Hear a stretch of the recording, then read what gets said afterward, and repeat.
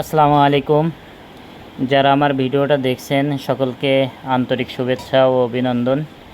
এবং আমার চ্যানেলে যারা নতুন অবশ্যই চ্যানেলটি সাবস্ক্রাইব করে আমাদের সঙ্গে থাকবেন এবং আপনাদের যে কোনো মতামত আপনারা কমেন্টের মাধ্যমে জানাবেন। এটা হচ্ছে উচ্চ ফলনশীল লতিরাজ বারিয়ন, যেটা আমাদের অঞ্চলে যশোরের লতিরাজ নামে পরিচিত। এটা লাগানোর মৌসুম চলছে এখন, আর এটা এখন রোপণ করলে একটানা আপনি আগামী বছর জ্যৈষ্ঠ মাস আষাঢ় মাস পর্যন্ত এই গাছ থেকে ফল পাওয়া সম্ভব। আর এই জাতের বৈশিষ্ট্য হচ্ছে এই লতি শেষে এই কাঠগুলো বিক্রি করা যায়। এবং অনেকেই প্রশ্ন করেন যে ভাই, আপনাদের এই কচুতে কি গলা চুলকায় নাকি বা গলা ধরে নাকি? না, আমাদের এই কচুতে গলা চুলকায় না বা গলা ধরে না, এরকম কোনো কিছুই হয় না।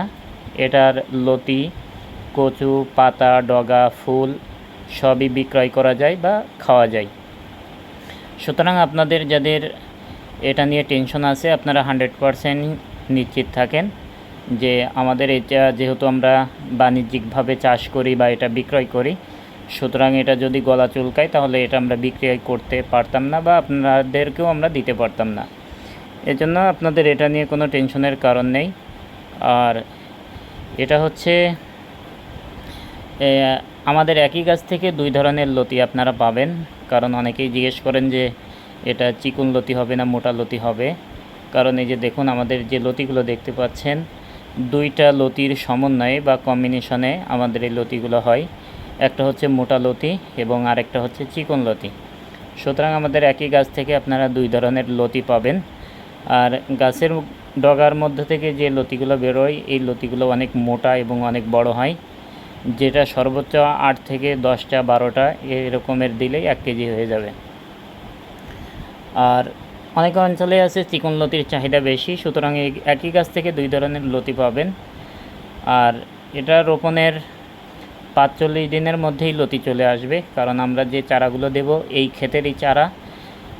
আপনারা যেরকম এই ক্ষেতে ফলন দেখছেন, ইনশাল্লাহ আপনারা যদি এই চারাগুলো নিয়ে রোপণ করেন, ইনশাল্লাহ আপনাদের ক্ষেতেও এরকম চারা হবে। কারণ হচ্ছে যে জাত যদি ভালো হয় অবশ্যই আপনার ফলনটাও ভালো হবে, এটা আপনি নিশ্চিত থাকেন। কারণ হচ্ছে জাত গুণেই ফলন হয়। এই জন্য জাত যেহেতু আমাদের এইটা, আপনারও ইনশাল্লাহ এরকমের ফলন হবে। তবে এর জন্য আপনাদের কিছু টেকনিক অবলম্বন করতে হবে, যে আমাদের সাথে সার্বক্ষণিক যোগাযোগ রাখবেন। আমরা যে সার ওষুধ কীটনাশক ব্যবহার করি এগুলা আপনাদেরকে আমরা বলে দিব, সেভাবে আপনারা দিবেন, ইনশাল্লাহ আপনার ক্ষেতেও এরকম হবে। আর হয়তো অনেকেই বলবেন যে ভাই কেন আপনাদের সাথে যোগাযোগ রাখবো? কারণ আমি কচু যখন লাগাবো তখন আমার মতো করে আমি সার ওষুধ কীটনাশক ব্যবহার করব। একটা জিনিস মনে রাখবেন যে এক একটা চাষের জন্য এক এক ধরনের সার ওষুধ কীটনাশক ব্যবহার করতে হয়, এটা আপনি হয়তো ভালো করেই জানেন। কারণ সব ওষুধ সব কৃষির জন্য না, যেমন ধানের জন্য একটা, কচুর জন্য অন্য কিছু ব্যবহার করতে হয়। এই জন্য আপনারা কচুর জন্য যেগুলো ব্যবহার করলে এরকমের ফলন হয় সেগুলো অবশ্যই আমরা আপনাদেরকে দিক নির্দেশনা দিব বা আপনাদেরকে আমরা বলে দিব, সেগুলো আপনারা প্রয়োগ করলে ইনশাল্লাহ আপনাদের এরকমের লম্বা মোটা লতি আপনারা পাবেন। আর এই লতিটা যখন আসে গাছে আসার পরেই 10 থেকে 15 দিন পরেই লতিগুলো কাটা যায়। এবং এই লতিটার আরেকটা বৈশিষ্ট্য হচ্ছে যে অন্যান্য ফসল যেমন একবারেই উঠানো যায় বা একবারেই শেষ হয়ে যায়, কিন্তু লতিটা হচ্ছে প্রতি সপ্তাহে তুলতে হয়। এটা আজকে ধরেন শুক্রবার অথবা সোমবারে আমি লতি কাটছি, আগামী শুক্রবারে অবশ্যই আপনাকে আবার লতি কাটতে হবে। কারণ লতি এক সপ্তাহের বেশি রাখা যায় না, রাখলে অনেক বেশি লম্বা হয়ে যায়। আর যখন অনেক বেশি লম্বা হয়ে যাবে তখন সেই লতির চাহিদা কম থাকে। এই জন্য আমরা মিনিমাম 1-1.5 হাত হলেই আমরা কেটে দিই। এর জন্য আপনারা এই দিকগুলো খেয়াল রাখবেন যে লতিগুলো লম্বা হওয়ার সাথে সাথে আপনারা কেটে দিবেন, বেশি লম্বা করবেন না।